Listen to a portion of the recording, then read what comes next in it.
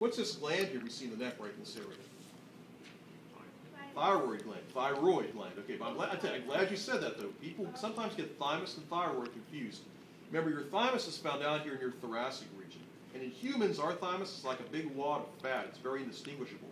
So I can tell you right now, when it comes time for your practical, where you're going to see the thymus? On the mink. That's where it still shows up very nicely. Again, even adult minks still have a very prominent thymus. Remember the big dark organ sitting on top of the heart that wasn't fat? That was the thymus. That being said, minks have a little tiny thyroid gland. We really didn't even try to look for it. It's so small. So for the models, that's where I'm going to show you thyroid gland. It just shows up really nice on this model or right here on this model. So that's our thyroid gland here. Remember, you can see kind of sneaking in here the trachea that we saw yesterday. Here is your larynx with the thyroid cartilage. Down here we see the two branching bronchi. You have a right bronchus and a left bronchus. Here's a question for you. What's this green tube right here? What's that thing? Trachea. Nope. Trachea ended up here. Trachea ended at that point. What's this green thing here? Esophagus. Esophagus. Very good. So it runs right beside the aorta, running all the way down into your abdominal region.